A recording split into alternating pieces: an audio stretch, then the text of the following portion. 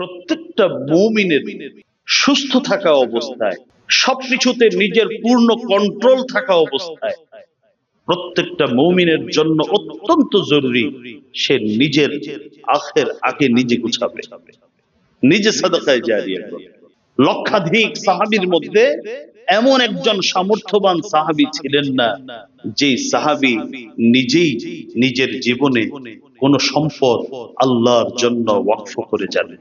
যতক্ষণ পর্যন্ত তোমরা এমন কিছু সদকা না করবে যেটা সদকা করলে তোমার কষ্ট লাগে, ততক্ষণ পর্যন্ত আল্লাহর কাছে সদকা পৌঁছায় না। ওই 2 টাকা 5 টাকা সাদাকা, এই সাদাকাটা ওইভাবে যায় না।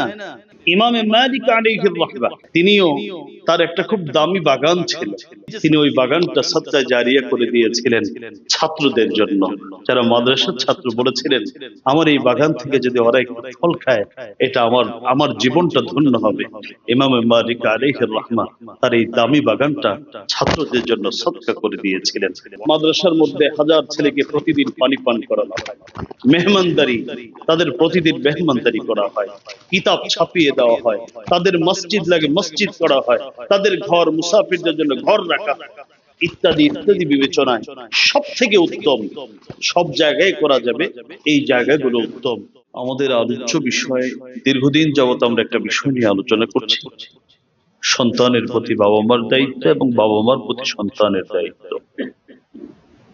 বাবা মার প্রতি সন্তানের ইতিমধ্যে 10টি দায়িত্ব নিয়ে আলোচনা করেছি পূর্ণাঙ্গভাবে, এবং 11তম বিষয়টি আলোচনা চলমান ছিল।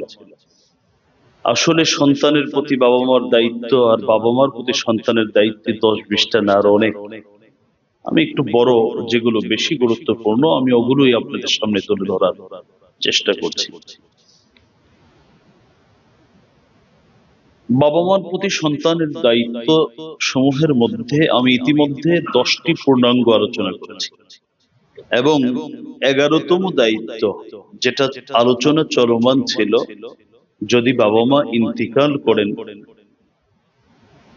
তখন সন্তানের একটি কর্তব্য হলো বাবা এবং মার যারা ঘনিষ্ঠ আত্মীয় আছেন, অর্থাৎ বাবার দিক থেকে চাচা, ফুপু, এই জাতীয় যারা ঘনিষ্ঠ আছেন, যদি ঘটনাক্রমে দাদি দাদা থেকে যায়, এরকম ঘনিষ্ঠ জন যারা,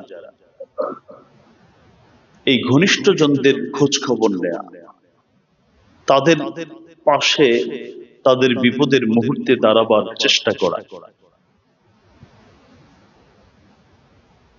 সম্ভব হলে তাদের সাথে মাঝে মধ্যে এক খাবার দস্তরখানে বসা।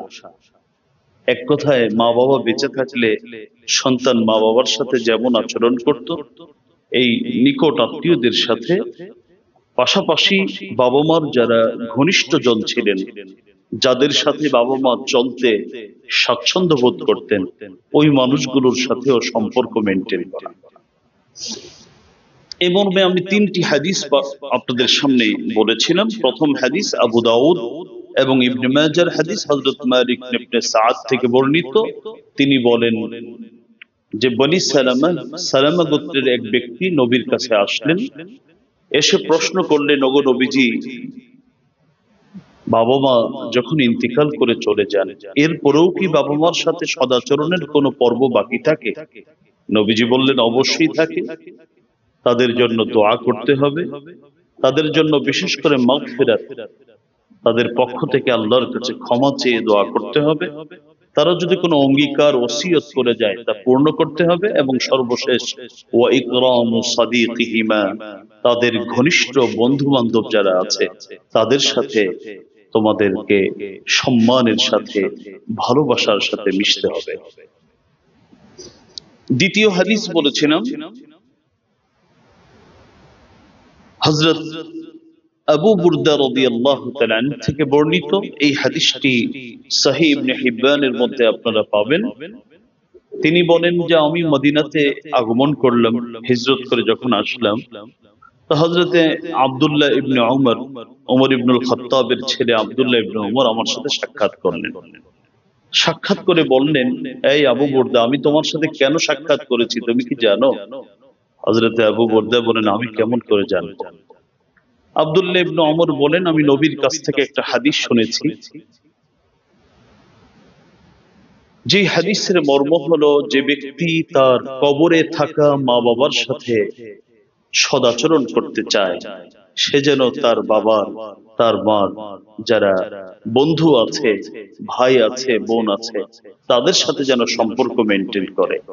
আর তোমার জানা থাকার কথা, তোমার বাবা আবু বুরদা, তোমার বাবা এবং আমার বাবা ওমর ইবনুল খাত্তাব, এই দুজনের মাঝে ঘনিষ্ঠ সম্পর্ক ছিল। ওই সম্পর্কের জের থেকে আমি তোমার সাথে সাক্ষাৎ করতে এসেছি। এই হাদিসটি, এটা হলো দ্বিতীয় হাদিস, আমার আলোচিত দ্বিতীয় হাদিস। 3 নম্বর হাদিস ছিল হযরতে আব্দুল্লাহ ইবনে ওমর থেকে বর্ণিত। তিনি বলেন, এক ব্যক্তি রাসূলের কাছে আসলেন, এসে বললেন, ওগো নবীজি, আমি এত অপরাধ করেছি, এত বড় অপরাধ, এই অপরাধের তো কোনো ক্ষমা আছে বলে জানা নেই, অনেক বড় অন্যায় করেছি, আমার কি এখান থেকে মুক্ত হওয়ার, মুক্তি পাওয়ার কোনো পথ আছে? আল্লাহর রাসূল বললেন, তোমার মা বাবা কি এখনো বেঁচে আছেন? বললেন, না, আমি হতভাগা, আমার মা বাবা কেউ নেই। বললেন, যদি মা বাবা না থাকেন তাহলে মার বোন খালা কি বেঁচে আছেন? হ্যাঁ, খালা বেঁচে আছেন।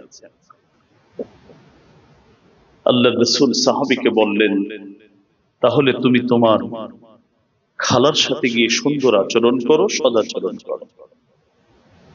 অর্থাৎ নবীজি বুঝাবার চেষ্টা করলেন, গুনাহ মোচন করতে চাইলে তোমার মা বাবা খেদমত যদি তুমি করতে, তওবার মাধ্যমে যেভাবে গুনাহ মোচন হয়, মা বাবার খেদমত করলেও সন্তানের গুনাহ মোচন হয়।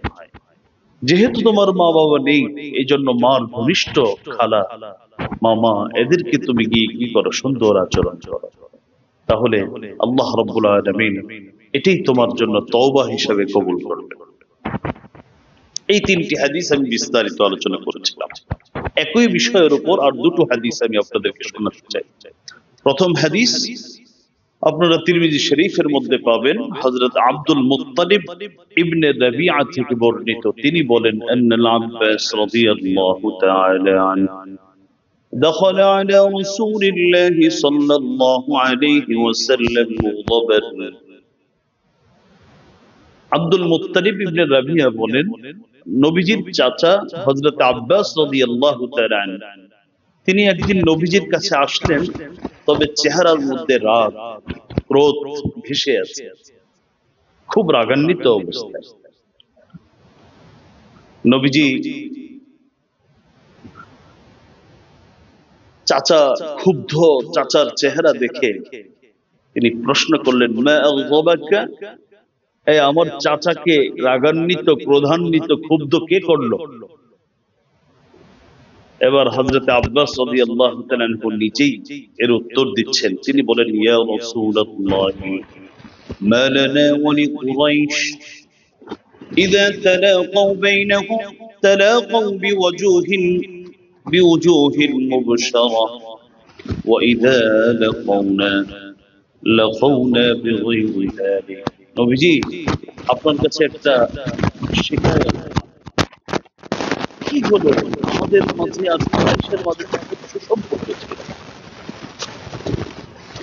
এখন কুরাইশের লোকেরা যখন একে অপরের সাথে সাক্ষাৎ করে, তখন তাদের চেহারার মধ্যে হাসি ফুটে থাকে, তবে যখন কুরাইশের লোকেরা আমাদের সাথে সাক্ষাৎ করে, আমি আব্বাসের সাথে সাক্ষাৎ করে, তখন চেহারায় অত হাসি থাকে না, বিরক্তি তাদের চেহারার মধ্যে ফুটে ওঠে।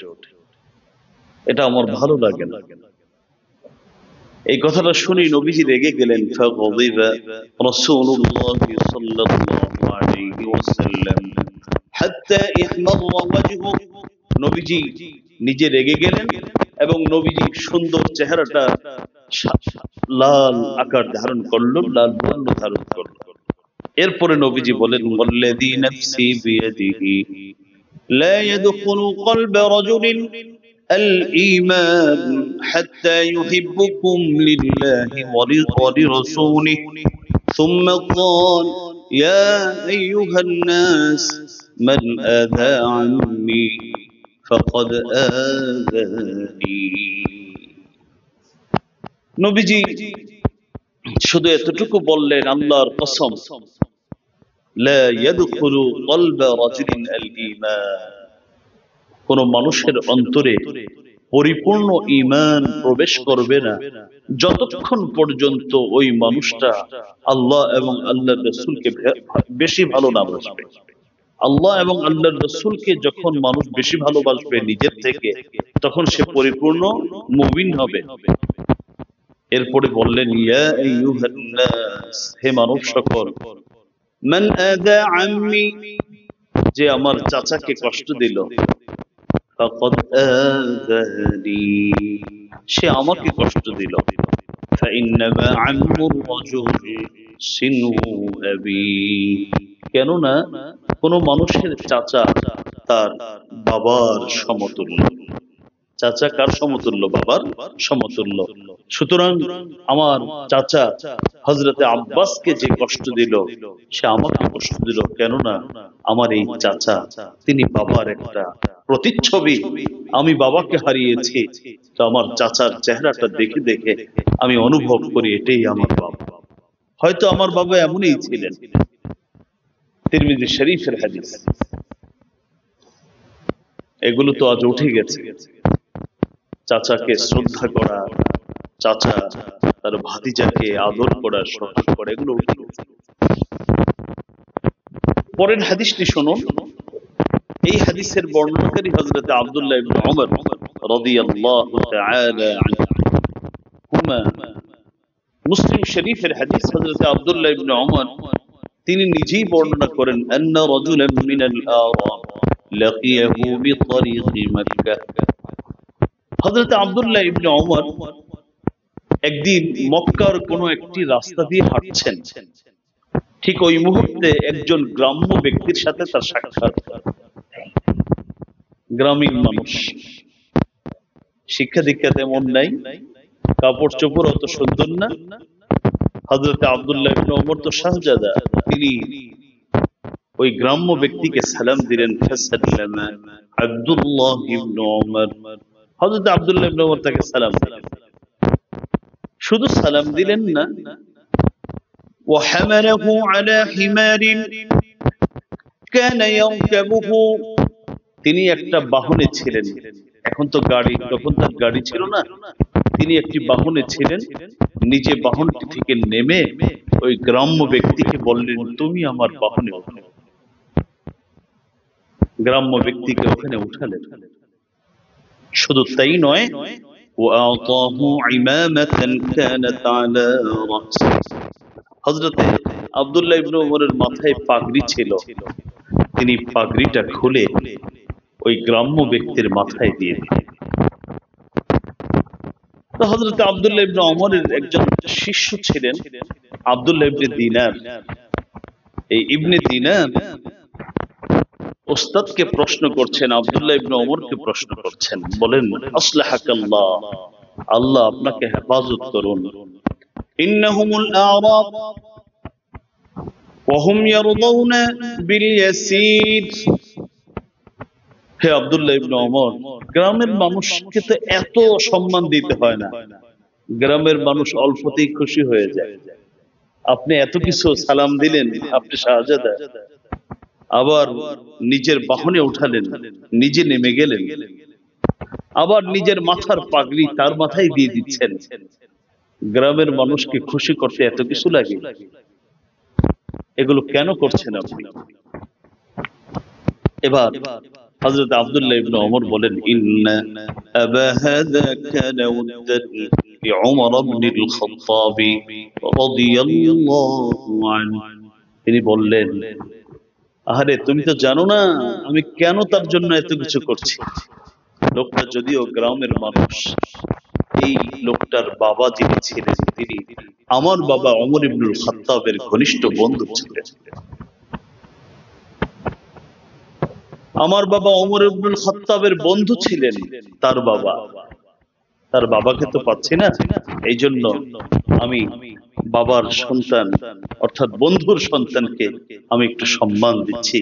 কারণ কি জানো, ওয়াইন্নী সামিআতু রাসূলুল্লাহি সাল্লাল্লাহু আলাইহি ওয়াসাল্লাম ইয়াকুল, ইন্না আবাররাল বিররি সিলাতুর রাজুল আহলা উদ্দি আবি, কেননা আমি নবীর কাছ থেকে সরাসরি বলতে শুনেছি, নবীজি বলেছেন সদাচরণ, বাবা মার সাথে সদাচরণের মধ্যে একটি অন্যতম সদাচরণের পদ্ধতি হলো বাবার যিনি ঘনিষ্ঠ বন্ধু তাকে ভালোবাসা, তাকে শ্রদ্ধা করা। সেজন্য আমি তো আমার বাবার বন্ধুকে পেলাম না, আমি আমার বাবার বন্ধুর ছেলেটাকে একটু সম্মান দিচ্ছি, যাতে করে আমার বাবা কবরের মধ্যে একটু শান্তি পায়। সহিহ মুসলিমের হাদিস। তাহলে 11 নম্বর সন্তানের প্রতি বাবা মার প্রতি সন্তানের দায়িত্ব হলো বাবা মা ইন্তিকাল করলে তাদের ঘনিষ্ঠ আত্মীয় এবং ঘনিষ্ঠ জন যারা, তাদের সাথে সুন্দর আচরণ করা। আশা করা যায় এর মাধ্যমে আমার বাবা মা কবরে শান্তি পাবে। 12 নম্বর দায়িত্ব, এবং এই বিষয়ে আমি এখানে আলোচনা শেষ করব এই বিষয়ের উপর, সেটা হলো বাবা মা যদি ইন্তিকাল করে, বাবা মার প্রতি সন্তানের সব থেকে বড় একটি দায়িত্ব হলো বাবা মার তরফ থেকে সাদাকায়ে জারিয়ার ব্যবস্থা করে দেওয়া। বাবা মার তরফ থেকে সাদাকায়ে জারিয়ার ব্যবস্থা করে দেওয়া। দেখুন, আমার থেকে শুরু করে আপনাদের মাঝে এমন অনেকে আছেন, বাবা মা যে শিক্ষা আমাদেরকে দিয়েছেন, হয়তো ওই শিক্ষার উপর ভর করে আজকে আমি একজন সফল চাকরিজীবী, সফল ব্যবসায়ী।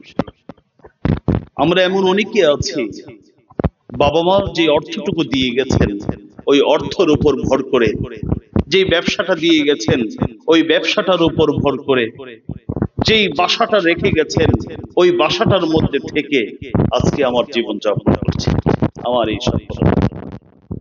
কিন্তু আমরা কতটা আমরা বোকা বা আমরা দায়িত্ব জ্ঞানহীন, যে বাবার রেখে যাওয়া সম্পদ দিয়ে আমি সব কিছু আমার হচ্ছে, কিন্তু আমার মা বাবার জন্য আমার কিছু হচ্ছে না।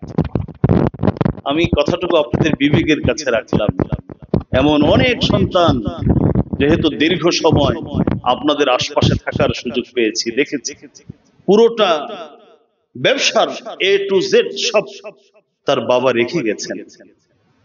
তার সব হয়, দামি ব্র্যান্ডের গাড়ি কিনা হয়, কেউ হেলিকপ্টার পর্যন্ত কিনে, সুন্দর সুন্দর বাড়ি, দেশ বিদেশের ভ্রমণ, কোটি কোটি টাকা তার ব্যয় হচ্ছে, কিন্তু সেই কপাল পোড়া সন্তান তার মা বাবার জন্য একটু সাদকায়ে জারিয়া করার তার সুযোগ হয় না। ওই বছরে একদিন মন চাইলে বা মানুষ যদি খারাপ না বলতো তাহলে হয়তো ওইটাও হতো না, কিছু মানুষকে নিয়ে একটু দোয়ার আয়োজন। কথাগুলো যদি কষ্ট পান আমি দুহাত জোর করে আগেই ক্ষমা চেয়ে নিচ্ছি, মাফ করে দিয়েন, কিন্তু কথাগুলো বাস্তব। মুহতারাম হাজিরিন, বাবা মার প্রতি সন্তানের অন্যতম দায়িত্ব হলো রেখে গেলেও সাদকায়ে জারিয়া করতে হবে, আর রেখে না গেলেও নিজের কষ্টার্জিত অর্থ থেকে মা বাবার জন্য সাদকায়ে জারিয়া করতে হবে। সাদকায়ে জারিয়ার প্রসিদ্ধ হাদিস আপনারা জানেন, সহিহ মুসলিমের হাদিস, হযরত আবু হুরায়রা থেকে বর্ণিত। আল্লাহর রাসূল বলেন, ইযা মাতাল ইনসান ইনকাতা আনহু আমালু ইল্লা মিন সালাসা, ইল্লা মিন সাদাকাতিন জারিয়া আও ইলমিন ইউনতাফাউ বিহি আও ওয়ালাদিন সালিহিন ইয়াদউ লা। আল্লাহর রাসূল বলেন, আহেরে মানুষ যখন মারা যায় এর মতো অসহায় আর কেউ থাকে না। দেখুন, আমাদের সন্তান অনেক সময় দেশের বাইরে থাকে, আমি দেশ থেকে টাকা পাঠাতে পারি না, সে ওখানে কাজ করে ইনকাম করার সুযোগ আছে, আরেকজনের কাছে চেয়ে পাবার কিছু সম্ভাবনা আছে। কিন্তু মানুষ যখন মারা যায় ওটাও তো একটা জগৎ। আমরা অনেক সময় সওয়াব কাকে বলে বুঝি না, বলে না এত সওয়াব। সওয়াবকে আমি আপনাদের ভাষায় বোঝানোর চেষ্টা করি, সওয়াব মানে কারেন্সি, টাকা। বাংলাদেশের টাকা আপনার আমেরিকাতে গেলে ইউএস ডলার, কোথাও দিরহাম, কোথাও রিয়াল, কোথাও দিনার, কোথাও লীলা, ঠিক তদ্রূপ ভাবে আখিরাতের কারেন্সি হচ্ছে সওয়াব। তো দুনিয়ার টাকা প্রয়োজন হলে কাজ করে উপার্জন করতে পারবে, না হলে চেয়ে নিতে পারবে, কিন্তু আখিরাতের টাকা প্রয়োজন হলে সে কোত্থেকে পাবে? নবীজি বলেন, ইদা মাতাল ইনসানু ইনকাতা আনহু আমালু, মানুষ মারা গেলে তার সব বন্ধ, কারেন্সির কোনো পথ আর থাকে না। ইল্লা মিন সালাসা, তবে তার তিনটা পথ তখনও খোলা থাকে। ইল্লা মিন সাদাকাতিন জারিয়া, যদি কিছু সাদকায়ে জারিয়া করে যেতে পারে, মারা গেলেও তার এই পথ বন্ধ হবে না, চলতেই থাকবে, চলতেই থাকবে, চলতেই থাকবে। 2 নম্বর, এমন জ্ঞান চর্চা করে গেল যার মাধ্যমে মানুষ উপকৃত হয়। 3 নম্বর, নেক সন্তান। আমি এগুলো নিয়ে ব্যাখ্যা করব না, তাহলে আমি যেটা বলার চেষ্টা করছি, সাদাকায়ে জারিয়া, অথবা এমন জ্ঞান চর্চা নিজে করেছে অথবা তার জন্য করা হয়েছে, যার মাধ্যমে মানুষ উপকৃত হয়। তাহলে আমার মা বাবা ইন্তিকাল করলেন, তার ওখানে, তাকেও তো ওখানে জীবন যাপন করতে হবে, তার পরকালে ভালো থাকতে হবে। আমার সন্তানের জন্য মাস শেষে আমি নির্দিষ্ট একটা পরিমাণ পাঠিয়ে দিচ্ছি, আমার মা বাবার জন্য তো কিছু পাঠানো দরকার।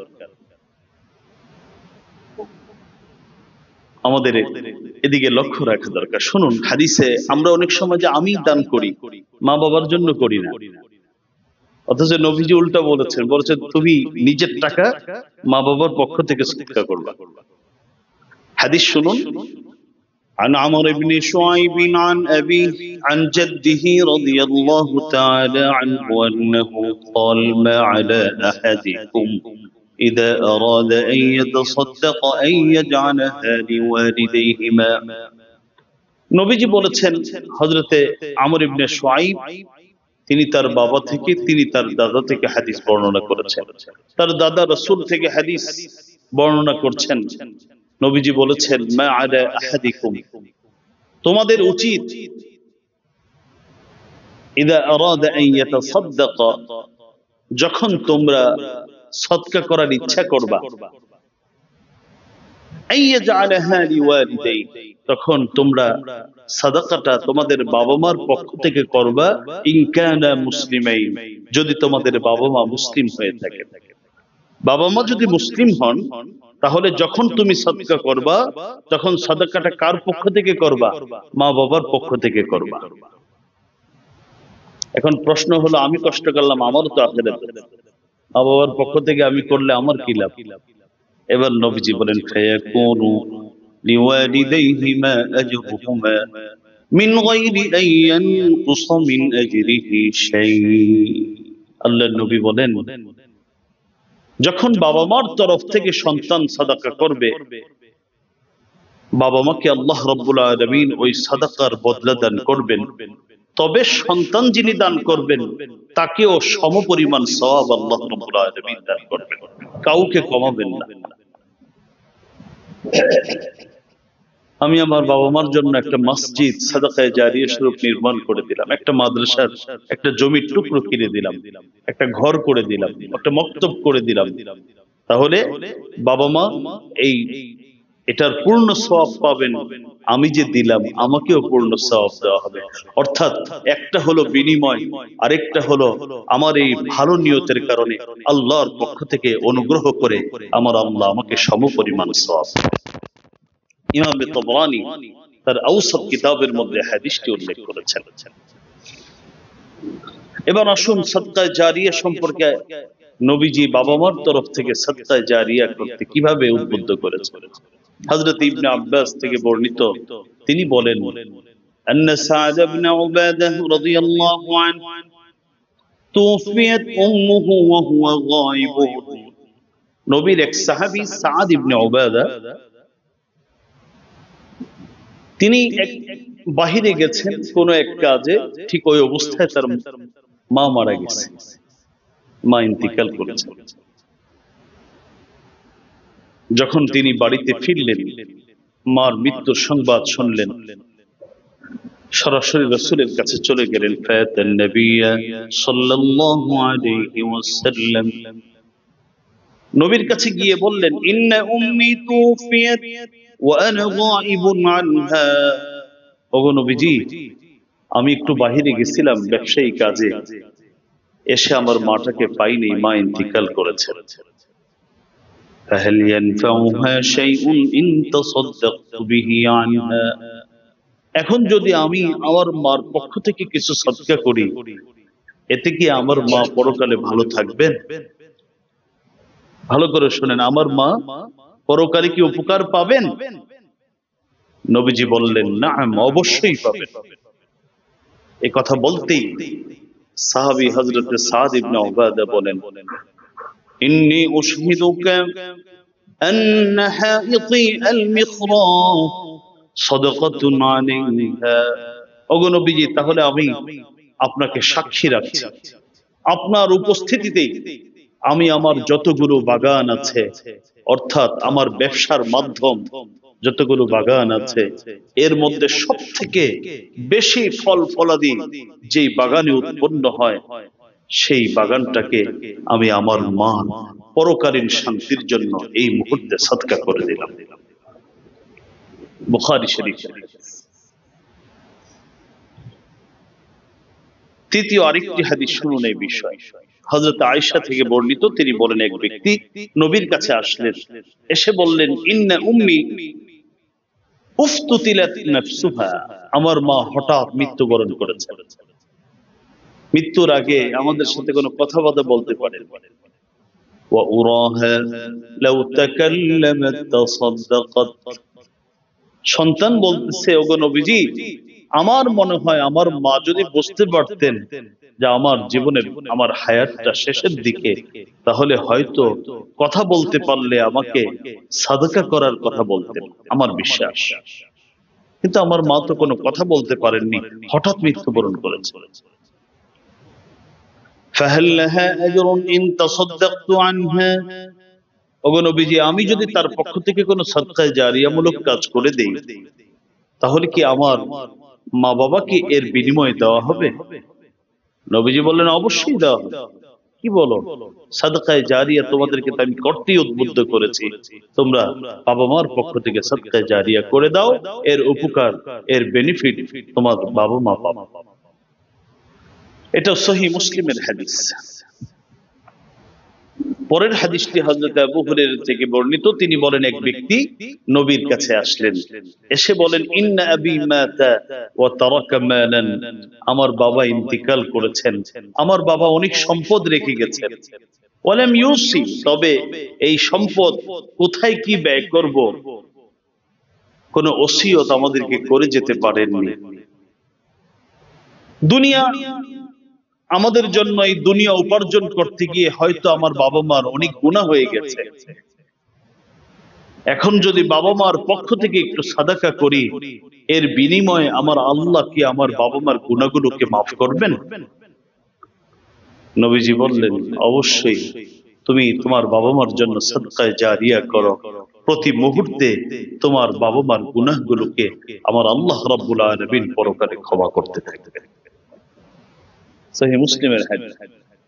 দেখুন, আমাদের যাদের জন্য বাবা মা অনেক কিছু করে গেছেন, অনেক সময় অনেক ক্ষেত্রেই আমাদের লালন পালন করতে গিয়ে, আমাদের ভবিষ্যৎ করতে গিয়ে, যদিও সঠিক করেননি, এগুলো করতে গিয়ে তারা অনেক ভুল করেছেন।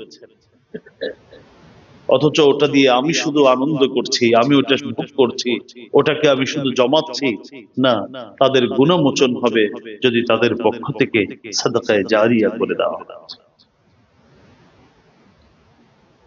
পৃথিবীর সারা মানুষরা সুযোগ পেলেই সাদকায়ে জারিয়া করতেন বাবা মার পক্ষ থেকে। আমি ওদিকে যাব না, শুধু একটা উদাহরণ দিচ্ছি। ইমাম আবু হানিফা আলাইহির রাহমাহ, তিনি একজন ব্যবসায়ী ছিলেন। ইমাম আবু হানিফা, আমরা যার মাযহাবকে ফলো করে কোরআন হাদিসকে আমল করি, এই ইমাম আবু হানিফা একজন বড় ব্যবসায়ী ছিলেন।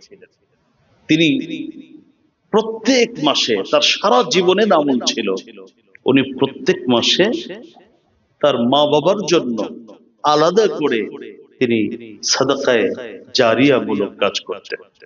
ওই সময়ের পরিমাণটা যদিও এটা 20 দিনার ছিল, বর্তমান প্রায় 5.5 লক্ষ টাকা। এটা প্রত্যেক মাসের আমল ছিল, বছরকে বছর বছরকে বছর এই আমল তিনি করতেন। মুহতারাম হাজিরিন, শুধু বাবা মার পক্ষ থেকে নয়, প্রত্যেকটা মুমিনের সুস্থ থাকা অবস্থায়, সবকিছুতে নিজের পূর্ণ কন্ট্রোল থাকা অবস্থায় প্রত্যেকটা মুমিনের জন্য অত্যন্ত জরুরি সে নিজের আখের আগে নিজে গুছাবে, নিজে সাদাকায়ে জারিয়া করবে। কারণ সময় যা আসছে আর আমাদের যে পরিবর্তন, আল্লাহ মাফ করেন, আল্লাহ মাফ করেন, আল্লাহ মাফ করেন। আমার ভয় হয়, আমার অনেক ভয় হয় যে এমন একটা সময় আসতে পারে যে বাবা মা ইন্তিকালের পরে সন্তানের যে একটা দায়িত্ব আছে এটা ভুলে যাবে তারা। সেজন্য প্রত্যেক বাবা মা বুদ্ধিমান বিচক্ষণ বাবা মার জন্য এটা ফরজ আমি মনে করি। তাদের কর্তব্য হলো নিজ হাতে নিজের সাদকায়ে জারিয়া করে যাওয়া। আল্লাহু আকবার। আমার আল্লাহ রাব্বুল আলামিন সূরাতুস সাবা 39 নম্বর আয়াতে বলেন, ওয়া আনফাকতুম মিন শাইইন ফাহুয়া ইউখলিফুহু ওয়া হুয়া খায়রুর রাযিকিন। আল্লাহ বলেন, যা কিছু তোমরা আমার কাছে দিবা, আমার জন্য করবা, আমি এর বিনিময় তোমাদেরকে দুনিয়াতেও দিব, আখিরাতেও দিব। কারণ আমি তো খায়রুর রাযিকিন, সর্বোত্তম রিজিক দাতা, তোমরা দাও আমার জন্য। সূরাতুল মুজাম্মিলের 20 নম্বর আয়াতে আল্লাহ বলেন, যা কিছু তোমরা পরকালের জন্য রাখবা, যা রাখবা ওটা পাবা না, এর থেকে আরো অনেক বহুগুণ বেশি প্রতিদান আমি আল্লাহ তোমাকে দান করব। মুহতারাম হাজিরিন, কয়েকটা হাদিস আপনারা এই মর্মে শুনলে আশা করি আমাদের উপকার হবে। একটা হাদিস হযরতে আব্দুল্লাহ ইবনে মাসউদ থেকে বর্ণিত। তিনি বলেন, একদিন নবীজি সাহাবীদেরকে বললেন, আচ্ছা তোমরা তোমাদের সম্পদকে বেশি ভালোবাসো না তোমাদের ওয়ারিসিনদের সম্পদকে বেশি ভালোবাসো? সাহাবায়ে কেরাম বলেন, মা মিন্না আহাদুন ইল্লা মালুহু আহাব্বু ইলাইহি। ওগো নবীজি কি বলেন? আমার ওয়ারিস এদের সম্পদ থেকে আমরা তো আমাদের সম্পদকে বেশি ভালোবাসি। এবার নবীজি বললেন, ফাইন্না মালাহু মা কদ্দামা ওয়া মালু ওয়ারিথিহি মা আখরা। নবী বলেন, যে সম্পদটা তুমি আগে সাদাকার মাধ্যমে পাঠিয়ে দিয়েছো ওটা হলো তোমার সম্পদ, আর যেটা তুমি জমা করে রেখেছো প্রপার্টির মাধ্যমে, ফ্যাক্টরি, কোম্পানি, ব্যাংকে, হাতে, ঘরে, এটা হলো তোমার ওয়ারিসদের সম্পত্তি। এবার বিবেচনা করো, তুমি কি তোমার সম্পদকে বেশি ভালোবাসো না তোমার ওয়ারিসদের সম্পদকে বেশি ভালোবাসো? বুখারী শরীফের হাদিস। আল্লাহু আকবার। হযরত আয়েশা থেকে বর্ণিত এক হাদিস, তিনি বলেন, সাহাবায়ে কেরাম একটা বকরি জবাই করলেন। তো সাহাবায়ে কেরাম বকরি জবাই করে শুধু কাঁধের গোশত, কাঁধের সামান্য গোশত রেখে বাকি সব সদকা করে দিলেন। নবীজি কিছুক্ষণ পরে এসে বললেন, কি খবর, বকরি জবাই করলা, বকরির ছাগলের গোশত কি করছো? কয়, ওগো নবীজি সব দিয়ে দিছি, সব শেষ, শুধু কাঁধের একটু গোশত রেখে দিয়েছি। নবীজি বলেন, বাকিয়া কুল্লুহা গায়রা কাতিফিহা। এই তোমরা উল্টো বলছো কেন? বলছো সব শেষ, রেখে দিছো কাঁধের গোশত, আর আমি বলি সব রেখে দিয়েছো কিন্তু কাঁধের গোশতটা নষ্ট করে ফেলেছো। অর্থাৎ যেটা সাদাকা করেছো ওটা তো তোমার হয়ে গেছে, ওটা শেষ হয়নি, ওটা শুরু মাত্র, কিন্তু কাঁধের গোশতটা একটু পরে খাবা, এরপর এটা একটা পর্যায়ে শেষ হয়ে যাবে। তিরমিজি শরীফের হাদিস, রাসূলুল্লাহ সাল্লাল্লাহু আলাইহি ওয়াসাল্লাম, আমি নবীজির সাদকায়ে জারিয়ার কথা কি বলবো, এগুলো তো নবীজির সাদকায়ে জারিয়া, জীবনটাই ছিল সাদাকা। একেবারে মৃত্যুর আগের কথা বলছি। সহিহ ইবনে হিব্বানের হাদিস সিলসিলাতুস সাহিহার মধ্যে পাবেন, হযরত আয়েশা থেকে বর্ণিত, নবীজির প্রচন্ড মাথা ব্যথা। নবীজি আয়েশাকে বলেন, আয়েশা, একটু যখন হুঁশ আসলো যে মা ফাআলাত তিলকা যাহাব, কয়েকটা দিনার, 7 অথবা 9 দিনার ঘরে ছিল, যে ওই দিনারগুলো কোথায়? হযরত আয়েশা বললেন, আমার কাছে। এই কথা বলার পরে হযরত আয়েশাও ঘরের কাজে ব্যস্ত, স্বামী অসুস্থ, মুমূর্ষ অবস্থায়। হযরত আয়েশা কাজে ব্যস্ত, ভুলে গেছেন। নবীজি আবার হুঁশ হারিয়ে ফেলেছেন। আবার যখন নবীজির হুঁশ আসলো, আবার বললেন, আয়েশা, মা ফাআলাত আয-যাহাব, মা ফাআলাত তিলকা আয-যাহাব, ওই দিনারগুলো কোথায়, কি করছো? আমার কাছে, এখনই নিয়ে আসো। হযরত আয়েশা নবীর কাছে নিয়ে আসতেন। এরপরে নবীজি একটা মারাত্মক কথা বলছেন, বললেন, মা যান্নু মুহাম্মাদিন আন লাউ লাকিয়াল্লাহ ওয়া হাদিহি ইনদা। তো মুহাম্মদ কি জবাব দিবে আল্লাহর কাছে যদি এগুলো আমার হাতে থাকে? এই সম্পদের এগুলো নিয়ে আমি আল্লাহর কাছে যখন উঠবো, মুহাম্মদের তখন জবাবটা কি হবে? কারণ তার জবাবদিহিতা তো অনেক বেশি হয়ে যাবে। এত জবাব মুহাম্মদ দিবে কেমন করে? একবার না, একাধিকবার এই কথা আল্লাহর রাসূল বলেছেন। মুহতারাম হাজিরিন, সাদাকায়ে জারিয়া সম্পর্কে আপনাদেরকে ছোট করে আরেকটু কথা বলতেই হয়। হযরত জাবের রাদিয়াল্লাহু তাআলা আনহু বলেন, لم يكن أحد ذو مقدرة من أصحاب النبي صلى الله عليه وسلم إلا وقف।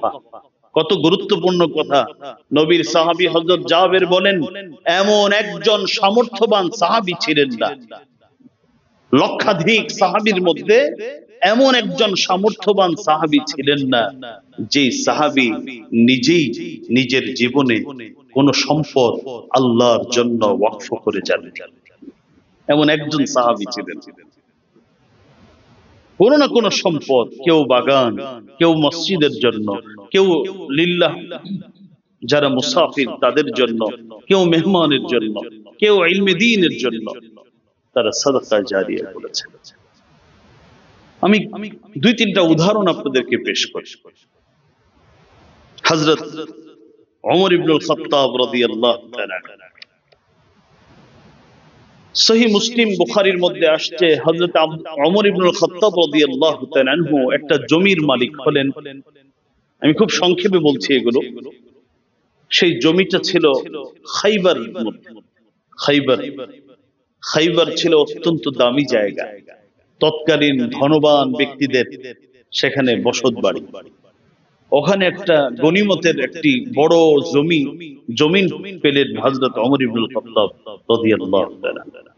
জমির মালিক হওয়ার পরেই হযরত ওমর চলে আসতেন সরাসরি কার কাছে? আল্লাহর রাসূলের কাছে।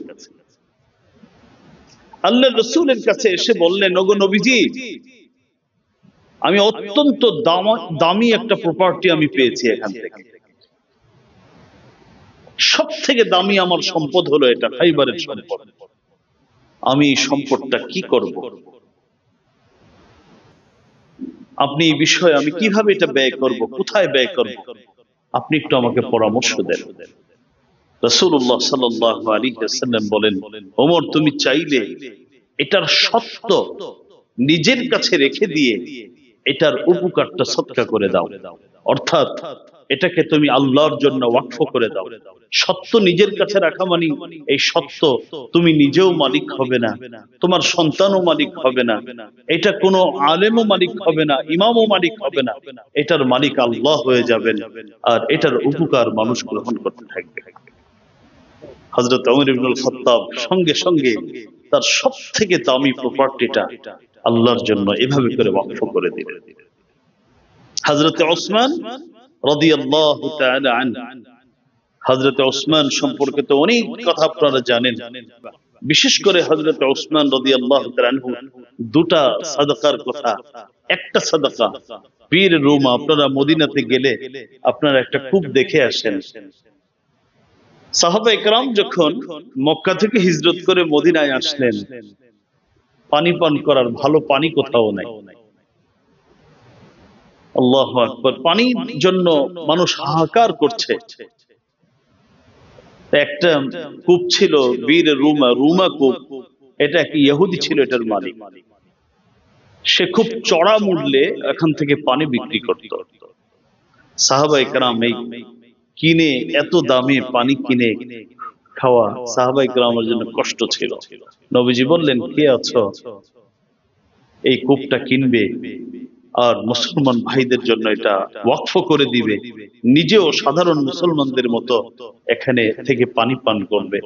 হযরত ওসমান রাদিয়াল্লাহু তাআলা আনহু এই বীর রুমা কেনার জন্য ইহুদিকে প্রস্তাব দিলেন। ইহুদি বলল, না, আমার এটা তো বিশাল লাভজনক, আমার এটা সম্পদ, প্রপার্টি, আমি এটা বিক্রি করব না। তো হযরত ওসমান রাদিয়াল্লাহু তাআলা আনহু অত্যন্ত বড় ব্যবসায়ী ছিলেন। উনি কৌশল খাটিয়ে বলেন, আচ্ছা একটা কাজ করো, আমাকে অর্ধেক দাও। বললো, আচ্ছা ঠিক আছে, অর্ধেক দিতে পারি, কিন্তু অনেক দাম, 12,000 দিরহাম দিতে হবে। কাহা 12,000 দিরহামই দিবে। অর্ধেক কিনলেন। এবার নবীর কাছে এসে বলেন, ওগো নবীজি, পুরোটা কিনতে পারি নাই, অর্ধেক পারছি, দিলাম সাদাকা করে, এটা আমার সাদাকায়ে জারিয়া। নবীজি বললেন, এবার তোমরা প্রত্যেকে পানি পান করো। প্রথম একদিন ইহুদির ভাগে, একদিন হযরতে ওসমানের ভাগে। যেদিন হযরতে ওসমানের সুযোগ আসে ভাগে, ওদিন মুসলমানরা ঠিক মতো পানি পান করে আর জমা করে রেখে দেয়। এখন তার ব্যবসা পুরো লালবাতি জ্বলে গেছে। কিছুদিন পরে ইহুদি আইসা ওসমানকে বলে, ওসমান, বাকিটা কিনবা? হ্যাঁ, কিনা যায়, তবে এত টাকা তো দেওয়া যায় না। এবার বাকি অর্ধেক 8,000 দিরহাম দিয়ে কিনলেন। এই 20,000 দিরহাম দিয়ে বীর রুমা, এখন মসজিদে নববীর উত্তর পশ্চিম দিকে 5 কিলোমিটার দূরে বীর রুমা, ওটাকে তিনি সদকা করে দিলেন। এখন বর্তমান কৃষি মন্ত্রণালয়ের আন্ডারে এটা আছে। 1400 বছর যাবত এই সাদাকায়ে জারিয়া চলছে, আর হযরতে ওসমানের কবরে এর সওয়াব পড়ছে। মসজিদে নববী ছোট ছিল, আজকে মসজিদে নববীতে গিয়ে আমরা নামাজ পড়ি। আল্লাহর রাসূল একদিন বললেন, আহারে, মুসলমানদের নামাজ পড়তে কষ্ট হয়। ঈমানের পরে সবচেয়ে বড় ইবাদত, মসজিদটা প্রশস্ত করা দরকার। আসো কেউ মসজিদ প্রশস্ত করবা, জমি কিনে দিবা। হযরতে ওসমান সেদিন তার বিশাল বড় একটি অঙ্ক দিয়ে এই জমি কিনে দিলেন। সেই মসজিদে নববীতে আজও নামাজ পড়ি, সাদাকায়ে জারিয়া হযরতে ওসমান পাচ্ছেন। শুধু তাই নয়, আপনারা প্রসিদ্ধ ঘটনা হযরতে আবু তালহা সম্পর্কে জানেন। বাইরুহা নামক বাগানের কথা শুনেছেন। কুরআনুল কারীমের 4 নম্বর পারার প্রথম আয়াত, লান তানালুল বিররা হাত্তা তুনফিকু মিম্মা তুহিব্বুন। আল্লাহ বলেন, যতক্ষণ পর্যন্ত তোমরা এমন কিছু সদকা না করবে যেটা সদকা করলে তোমার কষ্ট লাগে, ততক্ষণ পর্যন্ত আল্লাহর কাছে সদকা পৌঁছায় না। ওই 2 টাকা 5 টাকা সাদাকা, এই সাদাকাটা ওইভাবে যায় না। এই আয়াত নাযিল হওয়ার পরে হযরতে আবু তালহা নবীর কাছে গিয়ে বলেন, ওগো নবীজি, আমার যত প্রপার্টি আছে এর মধ্যে সবচেয়ে দামি এবং আমার প্রিয়, আমার বেশি আকর্ষণ যে প্রপার্টির সাথে আমার মিলে আছে, সেটা হলো বাইরুহা বাগান। কারণ এখানের কূপ আছে, মিষ্ট পানি আছে, এখানের প্রচুর ফল ফলাদি হয়, এটা দিয়ে আমার বিশাল উপার্জন হয়। তা আপনার কোরআনে তো আল্লাহ বলছেন, যেটা দিলে কষ্ট লাগে ওইটা দিতে, এইটা দিতে আমার সবচেয়ে বেশি কষ্ট লাগতেছে। খেজুর পেকে গেছে, সন্তান ওখানে বাগানের মধ্যে, স্ত্রী বাগানে, হাতে নিয়েছে, এদিক দিয়ে নবীর গিয়ে বলে, নবীজি, এটা সদকা করে দিলাম, সাদাকায়ে জারিয়া। ওদিক দিয়ে সন্তানের হাত থেকে পাকা খেজুর রেখে দিয়েছে, বলছে, রেখে দাও, এটা আমি সদকা করে দিয়েছি। স্ত্রীকে ওখান থেকে বের করে নিয়ে আসছে। এই বাইরুহা বাগানটা এখন মসজিদে নববীর যে এরিয়াটা, এর মধ্যে পড়ছে, চলছে সাদকায়ে জারিয়া। আমি আপনি হিসাব করি ওখানে গিয়ে 1 রাকাত নামাজ পড়বো তো 1000 রাকাত বা 50,000 রাকাতের সওয়াব পাবো, আর ওনারা 50,000 অসংখ্য অগণিত কোটি কোটি মুসল্লিদের 50,000 রাকাতের সওয়াব তারা ওখান থেকে আল্লাহর কাছ থেকে এটা ব্যবস্থা করে নিয়েছে। মুহতারাম হাজিরিন, তবে একটি বিষয়, আজকে আমরা সাদাকা করি, যে সদকা কোথায় করব? আমি দুইজন ইমাম সম্পর্কে বলি। ইমাম আবু হানিফা আলাইহির রাহমাহ, তিনি তার ব্যবসার একটা বিশাল অঙ্ক তিনি সদকা করেছিলেন, সাদকায়ে জারিয়া আলা তুল্লাবিল ইলম ওয়াল মাসাজিদ ওয়াল ফুকারা। 3 কাজে তিনি সদকায়ে জারিয়া করেছিলেন। 1 নম্বর হলো যারা কোরআন সুন্নাহর জ্ঞান অর্জন করতেন, ইমাম আবু হানিফার ব্যবসার একটা বড় অঙ্ক ওখানে তিনি সদকায়ে জারিয়া করে দিয়েছেন। 2 নম্বর, যেখানে নামাজিরা নামাজ পড়তে কষ্ট পেতেন, বিভিন্ন জায়গায় মসজিদ নির্মাণ করার কাজে তিনি তার অর্থ ব্যয় করে সদকায়ে জারিয়া করতেন। আর 3 নম্বর হচ্ছে তিনি যেই এলাকার মানুষ বেশি অভাবী, চিকিৎসা দরকার হলে চিকিৎসা, পানি দরকার হলে পানি, যেটা দরকার ওই ফকিরদের মধ্যে সদকায়ে জারিয়া। ইমাম মালিক আলাইহির রাহমাহ, তিনিও তার একটা খুব দামি বাগান ছিল, তিনি ওই বাগানটা সদকায়ে জারিয়া করে দিয়েছিলেন ছাত্রদের জন্য। যারা মাদ্রাসার ছাত্র বলেছিলেন, আমার এই বাগান থেকে যদি ওরা একটু ফল খায়, এটা আমার জীবনটা ধন্য হবে। ইমাম মালিক আলাইহির রাহমাহ তার এই দামি বাগানটা ছাত্রদের জন্য সদকা করে দিয়েছিলেন। তবে সাদকায়ে জারিয়া কয়েক ভাবে হয়ে থাকে, আপনারা একটু ভালো করে শুনবেন। 1 নম্বর সাদকায়ে জারিয়া হলো যদি কোনো ব্যক্তির পক্ষ থেকে জ্ঞান চর্চার ব্যবস্থা করা হয়, 1 নম্বর। 2 নম্বর, সাদকায়ে জারিয়ার মধ্যে যদি নেক সন্তান লালন পালন করে রাখা যায়, এটাও সাদকায়ে জারিয়ার অন্তর্ভুক্ত। অথবা নেক মানুষ গড়ার কাজে নিজের অর্থ ব্যয় করা যায়, যারা আপনার জন্য একটু দোয়া করবে। 3 নম্বর, কোরআন শরীফ ছাপিয়ে অথবা হাদিস অথবা যে কোনো ভালো বই যেটা দিয়ে মানুষ উপকৃত হয়, এগুলো ছাপিয়ে যদি মানুষের মধ্যে ব্যয় করা যায়, বিতরণ করা যায়, এটা সাদকায়ে জারিয়ার অন্তর্ভুক্ত হবে। 4 নম্বর, যদি কোনো ব্যক্তি আল্লাহর ঘর মসজিদ নির্মাণ করে দেয়, এটা সাদকায়ে জারিয়া হবে। 5 নম্বর, মুসাফির, যেটাকে যাত্রী ছাউনি বলে, অথবা যেখানে মুসাফিররা রাত্রি যাপন করে, এরকম কোন ঘর বানিয়ে দেওয়া, এটা সাদকায়ে জারিয়ার অন্তর্ভুক্ত। যদি কোথাও পানি না থাকে, টিউবওয়েল হোক, কূপ হোক, খনন করে দেওয়া হয়, টিউবওয়েল বসিয়ে দেওয়া হয়, এটাও সাদকায়ে জারিয়ার অন্তর্ভুক্ত। তবে এই সবগুলোকে বিবেচনা করে এটা এক পেশে হয়ে যায়, কিন্তু বাস্তবতার খাতিরে বলছি, এই সবগুলো বিবেচনা করে সাদকায়ে জারিয়ার সব থেকে উত্তম জায়গা হলো বর্তমান সময়ে যে সকল জায়গায় কোরআন এবং সুন্নাহর তালিম দেওয়া হয়, সেখানে ফকিরও থাকে, সেখানে কিতাবও ছাপিয়ে দেওয়া হয়, সেখানে মুসাফির হিসাবে তাদেরকে ওখানে রাত্রি যাপন করা হয়, সেখানে তাদের মেহমানদারি করানো হয়।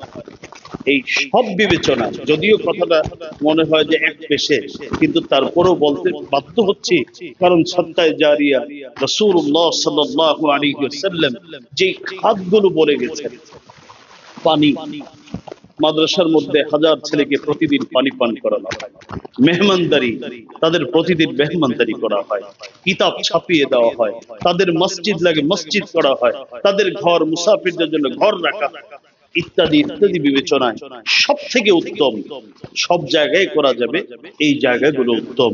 এগুলো যদি করা যায় তাহলে ইনশাআল্লাহুল আজিজ, আমি তো আপনাদেরকে দিন শিখাতে ওইভাবে পারি নাই, কিন্তু ভবিষ্যৎ প্রজন্মকে যারা শিখবে আপনাদের প্রতিষ্ঠানে, তারা দিন শিখাবে, তারা বাবা মার হক কাকে বলে বুঝাবে, একটা সুন্দর সমাজ, একটা সুন্দর রাষ্ট্র গড়বে। এই যে আলোচনাগুলো করলাম, আল্লাহ রাব্বুল আলামিন আমাদের সকলকে বুঝার, আমল করার তৌফিক দান করুন, আমিন। ওয়া আখিরু দাওয়ানা আলহামদুলিল্লাহি রাব্বিল আলামিন।